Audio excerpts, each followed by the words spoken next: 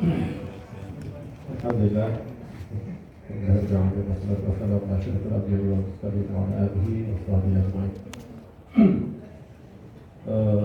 kasih kepada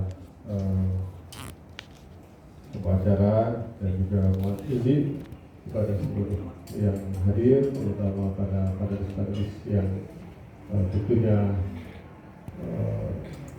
cukup baiklah pada kami melihat bagaimana membentangkan tentang sunnah yang baginda Rasulullah SAW sudah amalkan, dan itulah bukti kita sebagai umat pada baginda Rasulullah SAW. Buktinya ya kita harus terima dulu apa yang dibuat oleh baginda Rasulullah SAW, karena dia adalah suri teladan kita semua. Kemudian mungkin saya langsung saja lah sebagai mewakili tadi diminta oleh pembawa acara untuk sedikitlah menginformasikan ataupun istilahnya berbagilah apa yang menjadi pengalaman, bukan saya pun berpengalaman, minta maaf terus terang, tapi saya sendiri bergabung dengan Global Ikhwani dari tahun 2000 dan saya melihat sendiri langsung lah dari Global Ikhwani mungkin sebagiannya sudah tahu lah bagaimana sejarahnya, dan kita lihat juga bagaimana istilahnya peranannya ataupun kegiatannya yang dibuat, bisa dilihat juga lah boleh dilihat di media sosial. Sekarang namanya sudah GISB ataupun GISBH, Global Ikhwan Sedia Berhad. Jadi perusahaan ini jemaah ataupun perusahaan Islam atas nama Islam yang resmi, yang sudah resmi terdaftar di negara Malaysia sendiri. Bahkan sekarang di seluruh dunia ada 16 negara sudah bercabang, dan di sendiri dari Aceh sampai ke Papua sudah ada cabangnya. Dan mereka semua, kami semua di dalam Global Ikhwan sendiri, terutamanya yang diutamakan itu kegiatan kami bina insaniyah. Bina insaniyah ini istilahnya hal diri kita dibina, seperti yang disampaikan oleh ibu kita, Ibu Mariah dan juga Ibu Khawlah. Jadi yang utama dalam kami membina diri ini adalah membina diri kami menjadi tadi itulah sama yang baik pribadinya, baik lahir dan batinnya, dan juga menjadi memberi manfaat pada orang lain, pada manusia lain. Jadi yang utamanya kita baiki dulu diri kita, kemudian baiki keluarga kita. Setelah membaiki diri kita, keluarga kita menjadi contoh, barulah kita istilahnya memberi contoh pada masyarakat lainnya. Jadi bukan berarti poligami ini berkaitan dengan poligami di Global Ikhwan, bukan berarti poligami di Global Ikhwan ini tidak ada masalah, ada masalah. Setiap keluarga, jangankan yang poligami, yang monogami pun bukan tidak ada masalah, kan? Banyak berita-berita artis-artis dan sebagainya pun bermasalah. Itu yang bukan poligami, yang monogami, kan? Jadi jangan satu sisi saja dilihat. Tapi banyak juga yang poligami yang baik. Nah itu yang harus dijadikan contoh dari Rasulullah sendiri, yang dijadikan contoh utama kepada kita.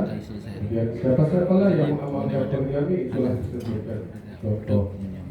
Jadi di Global Ikhwan sendiri tadi disampaikan oleh pembicara sampai ke tahun 2001 data terakhir 470 pasang poligami, dan itu sudah istilahnya sudah beranak cucu. Dari mulai kakek neneknya pun sudah berpoligami, mempraktikkan poligami, kemudian anaknya pun berpoligami, dan sekarang cucu-cucunya pun yang sudah dewasa pun alhamdulillah sudah ada yang berpoligami. Bagaimana dengan syarat ataupun tipsnya di poligami yang Global Ikhwan ini? Tidak mudah juga tadi. Jadi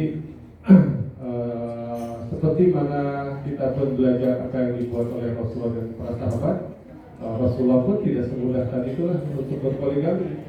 Lihat juga keadaan yang situasinya, kan memungkinkan tidak untuk berpoligami. Begitu juga para sahabat, Prasahabat pun bukan tidak berpoligami, ada yang berpoligami, ramai banyak yang berpoligami. Dan salah satu yang dibuat oleh Ibu Ikhwani diantaranya lah kenapa berpoligami. Sebab apa yang disebutkan oleh baginda Rasulullah SAW, Rasulullah sangat menyukai umatnya yang banyak. Yang banyak ini apa maksudnya ya? Tentulah yang banyak ini yang banyak yang baik-baik. Kalau masyarakatnya mayoritas baik-baik, tentulah akan aman, damai, selamat. Nah, di antara salah satu usahanya ya berpoligami, memperbanyak keturunan. Di antaranya lah, bukan jadi satu tujuan utama. Kan, selain juga menyelamatkan manusia. Kalau suaminya tadi harus ada takwa, ada adil dan sebagainya, artinya ada peranan suami di situ untuk membina rumah tangga yang baik. Tentulah nanti istri pun akan ikut baik, anak-anak pun akan ikut baik. Bayangkan kalau ada 1, 2 sampai 1000 keluarga yang baik, membentuk masyarakat akan jadi lebih baik. Dan tidak akan berlaku gejala-gejala masyarakat yang negatif, perzinahan dan sebagainya. Karena resmi, karena legal, syariat. Jadi itulah yang diusahakan oleh masyarakat ataupun perusahaan Global Ikhwani, di antaranya membina keluarga, membina diri, membina keluarga, dan alhamdulillah perusahaan yang dibina oleh Global Ikhwani sendiri pun kebanyakannya tuh karyawannya, staf-stafnya pun dari kami lah keluarga yang mudah dibina. Tak perlu lagi istilahnya profit and test dan sebagainya. Sebab dari bayi lagi, dari lahir lagi, bahkan dari kandungan lagi, kita sudah ajarkan lagi dari modal Allah. Kita baik di ibadahnya, baik di akhlak dan sebagainya. Ketika sudah diberi pendidikan yang cukup, kemudian ketika sudah dewasa, kita beri peranan, beri tanggung jawab, beri kegiatan, proyek-proyek Islam dan sebagainya, mereka sudah ada bekalan. Jadi alhamdulillah selama ini sampai ke tahun 2022 ini untuk restoran saja pun atas nama Islam ini ada 121 rangkaian restoran.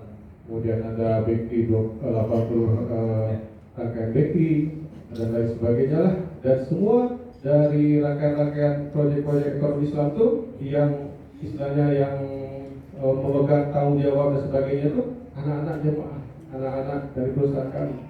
Bahkan remaja-remaja sudah dijadikan istilahnya di tanggung jawab yang lebih. Sudah ada yang memegang perusahaan, memegang cabang sebagainya. Kalau di sini sudah ada restoran kan, kalau di Aceh ini kan di samping Tower Cafe itu kan. Itu kebanyakan yang mengelola itu para remaja. Yang mereka diberi tanggung jawab dan peranannya pun istilahnya kita didik bukan hanya yang tadi yang lahiriah, yang kepakaran dan sebagainya, tapi batinnya dulu kita bekalkan yang utama. Takut Allah, cinta Allah, sehingga mau membuat maksiat, membuat dosa pun dia udah ada benteng situ. Takut, rasa takut. Jadi itu yang utama. Kalau kita cukup rasanya dengan tanggung jawab dan sebagainya, baru diberi tanggung jawab, diberi istri. Nanti kalau dia beri tanggung jawab lagi yang lebih, perusahaannya pun mungkin alhamdulillah bertambah lagi, ada buat cabangan baru. Jadi kita akan beri tanggung jawab lagi pada anggota yang lain. Jadi kalau di Global ini ada yang satu orang suami itu ada 4 istri, jadi masing-masing istri itu diberi peranan. Ada yang di bahagian proyek bakery, ada yang di bahagian proyek restoran, ada yang di bagian pendidikan. Jadi semua diberi peranan. Hasilnya semua ada peranan, tidak ada yang menganggur dan sebagainya. Hanya mensibukkan diri dan selain juga berkhidmat pada suami juga pada Islam, untuk membela Islam, membina Islam. Dan anak-anak pun di Global Ikhwan sudah disampaikan oleh pembicara. Jadi anak yang istri pertama ada yang diasuh, dididik, dibesarkan oleh istri kedua atau istri ketiga, itu bersama di situ. Jadi tidak ada masalah. Jadi anak-anak pun sudah terbiasa dengan kehidupan poligami dan mereka pun malah istilahnya jadi perbincangan biasa. Dan kami tidak ada menyebut istilahnya istri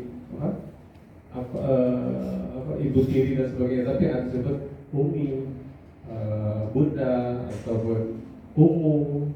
Nah, jadi panggilannya begitulah sama.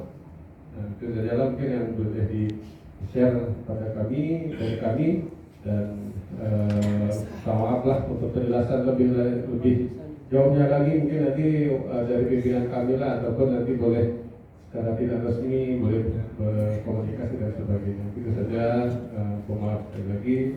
Wabillahi wallahu a'lam. Assalamualaikum warahmatullahi wabarakatuh.